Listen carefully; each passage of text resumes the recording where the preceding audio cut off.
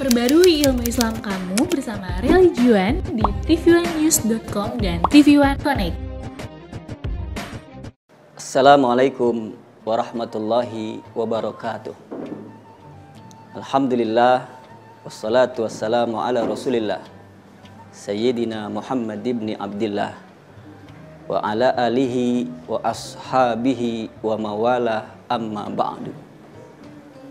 Pemirsa TV One pecinta Assalamualaikum Nusantara yang insya Allah kita semua dirahmati Allah Subhanahu wa Ta'ala.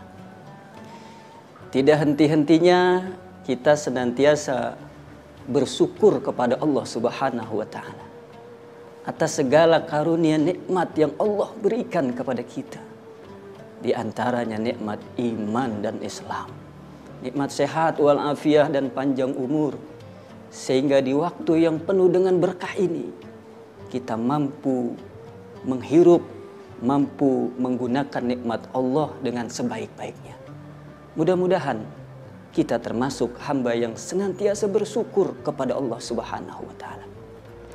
Pemirsa TV One Assalamualaikum Nusantara yang insya Allah kita semua dirahmati Allah. Di dalam kitab Nasaihul Ibad, Syekh Muhammad Nawawi Tanahara Al-Bantani, beliau adalah ulama besar Banten. Beliau mengarang satu kitab Nasaihul Ibad. Di dalam kitab itu, kitab yang masyhur di kalangan para kiai dan santri. Beliau mencantumkan satu ketika Ibnu Abbas radhiyallahu anhu. Abdullah bin Abbas pernah ditanya, "Ma khairul ayyam? Wa ma khairus suhur? Wa ma khairul a'mal?" Wahai Ibnu Abbas, hari apa yang paling baik? Bulan apa yang paling baik? Dan amalan apa yang paling baik? Tanpa ragu-ragu, dengan yakin Ibnu Abbas menjawab, "Wa khairul ayyam yaumul jum'ah." Hari yang paling baik adalah hari Jum'ah. Di mana di hari itu Allah Subhanahu wa Ta'ala berikan kepada umat Nabi Muhammad sallallahu alaihi wasallam sebagai sayyidul ayyam. Dan hari Jumat juga mempunyai amalan-amalan khusus. Kita disunahkan membaca surat Al-Kahfi. Bahkan mandinya pun mendapatkan kesunahan dari Allah. Bahkan dalam hadis yang sahih, di hari Jumat memiliki keistimewaan yang luar biasa. Ada satu waktu ketika kita memohon kepada Allah di hari itu, bertepatan dengan waktu itu, la yas'alullaha illa istajaba. Tidaklah seorang hamba meminta kepada Allah, melainkan Allah mengijabah segala semua doanya. Tanpa ragu dan dengan keyakinannya, Ibnu Abbas menjawab, hari yang paling baik adalah hari Jumat. Lalu bulan apa yang paling baik? Wa khairus suhur sahrul Ramadan. Bulan yang paling baik adalah bulan suci Ramadan. Bulan itu di mana Allah turunkan Al-Quran. Syahrul Ramadan alladzi unzila fihi Al-Quran. Bulan suci Ramadan, bulan di mana diturunkan Al-Quran. Al-Quran adalah pedoman dan petunjuk bagi manusia. Dan di bulan suci Ramadan Allah turunkan satu malam. Malam 1000 bulan. Itulah malam Lailatul Qadar. Lailatul Qadri khairun min alfi syahr. Malam Lailatul Qadar adalah malam ketika kita beribadah. Khairun min alfi syahr. Lebih baik dibandingkan dengan 1000 bulan. Malam Lailatul Qadar itu berada di bulan suci Ramadan.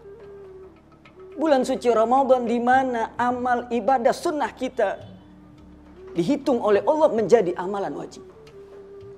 Di bulan itu di mana amalan wajib dilipat gandakan pahalanya oleh Allah. Bahkan di bulan suci Ramadan dosa-dosa kita diampunin oleh Allah. Amal ibadah diterima, kebaikan dilipat gandakan oleh Allah Subhanahu wa Ta'ala. Itulah kenapa Ibnu Abbas menjawab, bulan yang paling baik adalah bulan suci Ramadan. Lalu amalan apa yang paling baik wahai Ibnu Abbas? Ibnu Abbas menjawab, wa khairul a'mal as-salawatul khams liwaqtiha.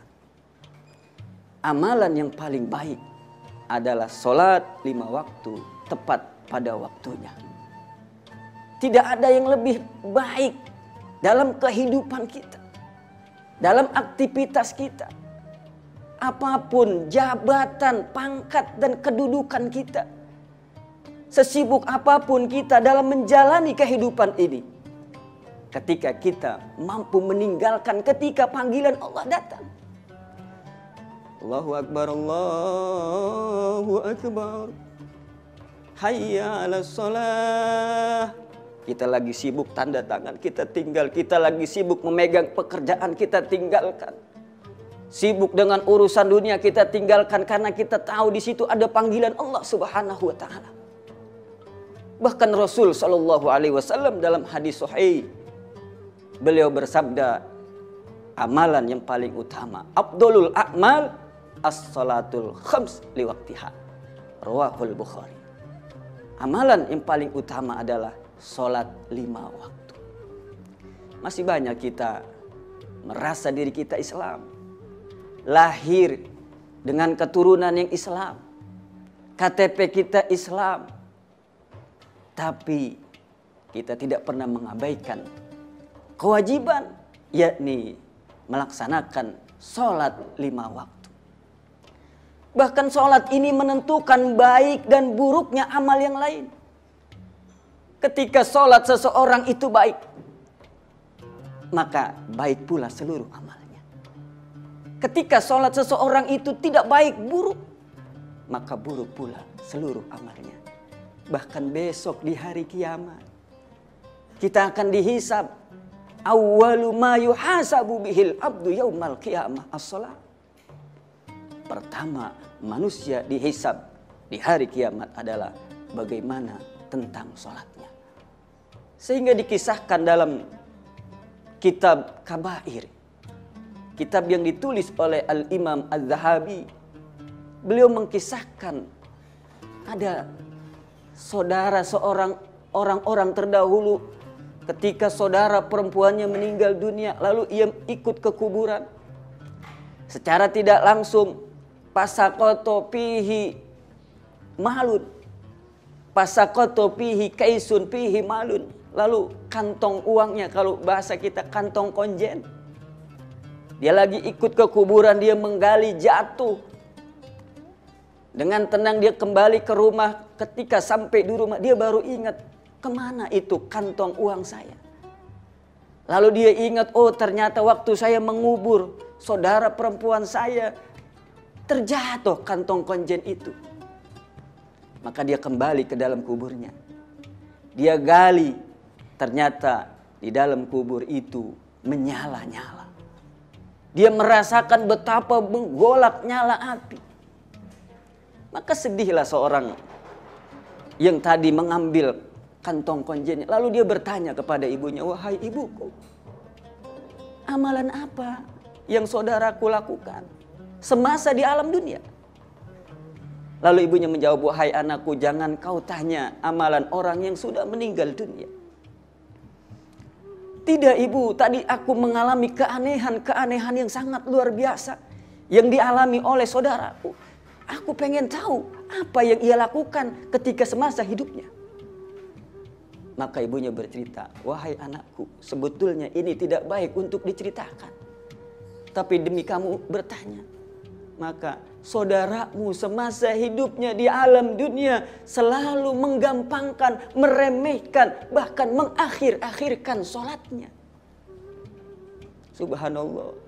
Tadi saya melihat, wahai ibuku, kakakku ternyata di alam kubur sudah mendapatkan siksa. Kuburnya menyala. Lalu ibunya menangis melihat amal anaknya tersebut. Beliau mengatakan, itu baru orang yang mengakhirkan sholatnya.